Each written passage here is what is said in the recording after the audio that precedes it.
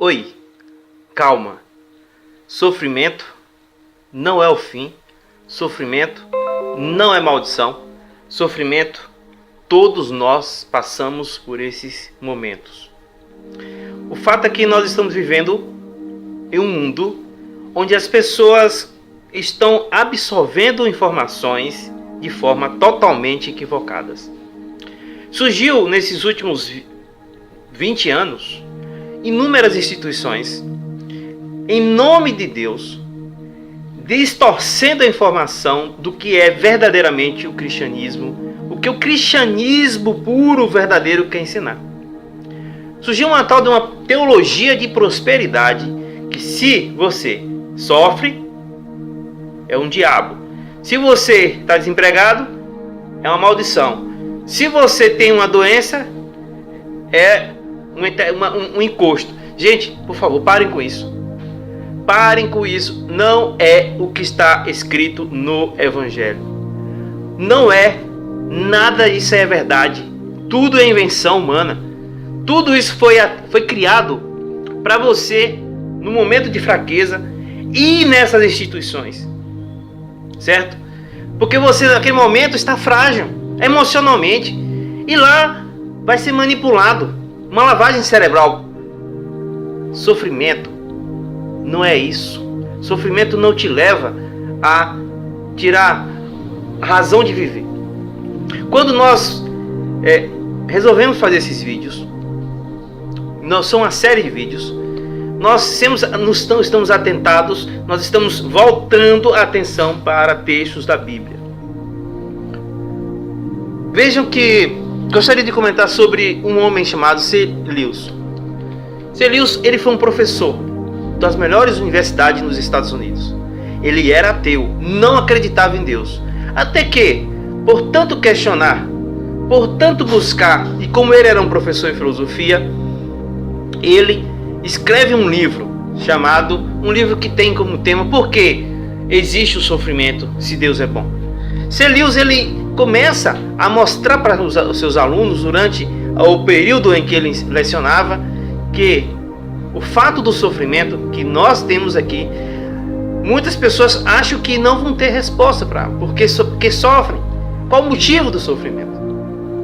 Mas eu gostaria que você prestasse atenção que quando a gente pega esse tema do C. Lewis, desse grande ator, desse grande escritor, e nós vamos à Bíblia, nós encontramos textos, nós encontramos informações que nos abrem os olhos e a gente começa a entender que sofrimento é a escola que Deus nos leva para nos aperfeiçoar, para nos moldar, para nos tornar um homem maduro. E isso você não vai ouvir nessas instituições da teologia de prosperidade. É tudo ao inverso. Sofrimento, meus caros, sofrimento é um momento em que você está em um conflito interno. Sofrimento muitas das vezes passa porque você quer algo que você não conseguiu. Você sofre. Mas eu gostaria de citar para você Epístola de Gálatas, no capítulo 5:17. Paulo diz assim: porque a carne milita contra o espírito e o espírito contra a carne, porque são opostas entre si, para que não façais que porventura seja o vosso querer. Olha aí, nós queremos coisas que não podemos, ou a gente quer coisas que na verdade a gente não pode conseguir agora, e a gente começa a sofrer. É um desejo humano, muitas das vezes da ostentação, um desejo humano da ambição, de querer. Portanto, mas eu gostaria de trazer para vocês com muito carinho. Em 2018, um grande mega empresário na cidade de Feira de Santana, na Bahia, só de aluguéis de casas, ele tinha várias casas, mais casas de hotéis e motéis. Só de aluguel ele recebia 250 mil reais por mês. No entanto, esse homem andava já diagnosticado de uma enfermidade de depressão. Andava com segurança. E um certo dia, ele morava, claro, em um condomínio. O que ele fez? No apartamento dele, ele se trancou no quarto. O segurança achou que ele estava tudo bem. Lá ele levou e cerrou as grades da janela e se jogou e suicidou-se. Presta atenção nisso. Ele não tinha dinheiro. Ele não conseguiu tanta ostentação. mas existia um sofrimento dentro dele. Mas ele não soube como lidar com esse sofrimento. Ele não soube como lutar contra isso. Quando você se converte ao cristianismo, quando o cristianismo entra na sua mente aqui, ó, sofrimento é um momento que você entende que a carne está lutando contra o espírito. Ou seja, está sendo travada uma luta interna dentro de você. E essa luta, quando você tende para a carne, você fraqueja. Quando você tende para as coisas do espírito, você rejuvenesce. Você começa a entender que as coisas do espírito é mais humildade. O próprio Jesus Cristo, no sermão da boas aventuranças, diz: felizes os pobres de espírito, que esses verão a Deus. O que significa? O que é ser pobre de espírito? É a pessoa que não gosta de tomar banho? Não é isso. É quem não gosta de estudar? Também não é isso. É quem não gosta de trabalhar? Também não é isso. Não é ser preguiçoso, não é nada disso. É uma pessoa que tem um conhecimento de que nós temos uma natureza adâmica, uma natureza pecaminosa, tendenciosa a fazer o mal. E nós temos uma outra natureza, que é a natureza com que vem o trabalhar de Deus, é a maturidade que Deus vê na nossa vida. Então, este pobre de espírito é quando você começa a perceber que o seu mundo material, aquilo que você adquiriu como sobrevivência, não se resume como preenchimento da tua vida ou como se fosse o fim de tudo. Tô cheio de dinheiro, tô feliz. Não é isso. O ser pobre de espírito é um ser humano que aprendeu a ser alegre com o que é pouco. Mas pouco como assim? É aquela pessoa que, quando senta à mesa, ela tem aquele desprendimento de dizer assim: Deus, obrigado pelo pão. É uma pessoa que tem gratidão por aquilo que Deus tem dado. É uma pessoa que começa o dia e diz: Deus, obrigado que hoje eu não estou enfermo, Senhor, que eu não estou doente, eu posso trabalhar. Ser pobre de espírito é uma pessoa que, na verdade, além de ter gratidão, é uma pessoa que não vive murmurando, reclamando do que tem, do que está recebendo. É isso, sabe? Porque nós temos a tendência sempre a querer, e a gente fica nessa vida de insatisfação, nada preenche. Deixa eu trazer mais um texto sobre a questão do sofrimento para você, como é importante que você conheça. Lá no Evangelho de João, no capítulo 9, conta a história que Jesus caminhava com os discípulos.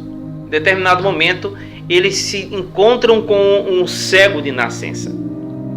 E aí os discípulos entram em uma fase de questionamento e vão até Jesus e diz: Jesus, quem pecou? Foi o pai que pecou ou foi o cego? E Jesus, naquele momento, diz que nem os pais pecaram, nem o cego, mas que o fato de aquele jovem ter nascido cego era para se manifestar nele as obras de Deus. Agora veja bem, o conceito de sofrimento. Por que os discípulos perguntaram a Jesus quem pecou, Jesus? Porque naquele tempo, preste bem atenção, naquele tempo, quando Jesus pisou os pés aqui, os judeus tradicionais, aqueles judeus bem mais antigos, eles acreditavam, ensinavam que nascer com uma enfermidade era uma pessoa que tinha recebido a maldição dos pais. Ou a pessoa nasceu e já tinha executado lá na frente o ato má e depois, consequentemente, aquela pessoa recebeu como mal, como retribuição que ele plantou. Jesus disse: não é nada disso não. O sofrimento desse cego aí é para manifestar nele a presença de Deus. E aí, preste bem atenção, e aí o Paulo, que foi um dos discípulos de Jesus, que escreveu várias cartas, ele chega e diz lá em Gálatas que o espírito milita contra a carne e a carne contra o espírito, e esse espírito milita contra a carne seria a presença de Deus e a carne adâmica, nossa tendência pecaminosa. Então Deus vem sobre a nossa vida, sobre a nossa carne, começa a purificar, começa a trabalhar, começa a moldar a nossa vida, e aí o sofrimento vai diminuindo. Por quê? Por outro lado, é o seguinte, o sofrimento diminui a partir do momento que a gente começa a reconhecer que Deus, ele está trabalhando na nossa vida. Mas existe uma guerra. A partir do momento que você começa a decidir e seguir a Cristo, querer aprender os ensinamentos de Cristo e viver como um verdadeiro cristão, você vai sofrer. Não queira ser um cristão que não sofre. Isso não existe. Se você está sendo cristão e não está tendo sofrimento, tem alguma coisa errada com sua vida. É o contrário. Porque todos os dias nós temos que olhar para nós, temos que lutar contra a nossa natureza. A nossa natureza é sempre querer fazer o mal. A nossa natureza é sempre querer fazer coisas que não agradam e que deixam a gente insatisfeito. Você está sem dinheiro? Busca dinheiro. Você conquista o dinheiro e não se consegue ser feliz com o dinheiro que você adquiriu. É sempre assim. Isso é exatamente para que se manifeste a presença de Deus. Ou seja, quando você tem Deus. Quando Deus está verdadeiramente com você, você tem pouco e é muito. Mas quando você não tem um Deus, você tem muito e é nada. Esta é a verdadeira função do sofrimento. O sofrimento faz com que você enxergue que você não é nada sem Deus. Você é um trapo vazio sem Deus. O sofrimento te mostra que você, sem Deus, é uma pessoa vazia. Este é o ensinamento. Sofrimento é a escola, é o método, é a permissão, é o jeito que Deus permite você trabalhar na sua vida. Viu aí? Que as coisas mudam quando você começa a enxergar de outra maneira e não ficar dizendo que sofrimento é porque na verdade eu não mereço, sofrimento é porque eu estou desempregado, sofrimento porque é culpa do povo que estão roubando, sofrimento é por causa disso, sofrimento é por causa daquilo.